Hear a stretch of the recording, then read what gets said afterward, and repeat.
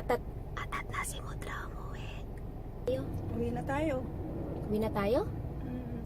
We have the word atat for our Tagalog WOTD. Atat. Our Tagalog word atat is for someone who is being impatient or someone who couldn't wait to do something. Kung ikaw ay nagmamadali and hindi ka na makapaghintay to do whatever is planned or to do whatever you want to do. So, most likely, you will hear the word atat. Halimbawa, you're going to a birthday party and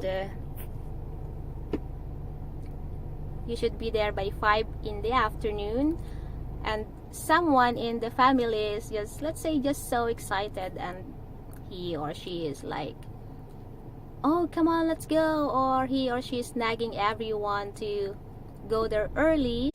You can ask, bakit atat ka nang pumunta doon? Bakit atat ka nang pumunta doon? Why are you such in a hurry to go there?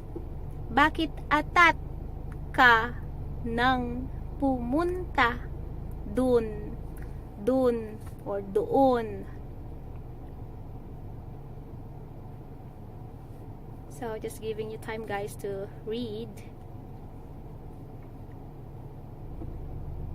Another example, let's say you're already in the party and it's still so early and one of your friends is nagmamadaling umuwi. Most likely one of his friends would ask, bakit atat ka nang umuwi? Bakit atat ka nang umuwi? Bakit atat ka nang umuwi? That would be all, guys, for our Tagalog WOTD.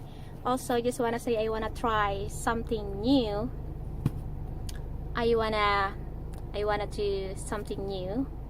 So, if you guys have questions about how to properly say something or how to pronounce something, you can leave a comment in the video, and then I would say the proper pronunciation after the Tagalog WOTD video lessons. As a start, I wanna start now from my previous video, which is Ilocano, for someone who asked me how to say ang tagal naman. So if you're asking how to say or how to pronounce ang tagal naman, so the Tagalog equivalent of the Ilocano word, since it was an Ilocano video, is ang tagal. So to say ang tagal naman, we just have to repeat tagal, ang tagal,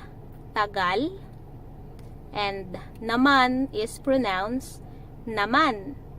Also, for those who haven't seen the video yet, I already made a video about naman, explaining how to use it. I'm going to put the link below under the video's info section. So, ang tagal naman, ang tagal naman.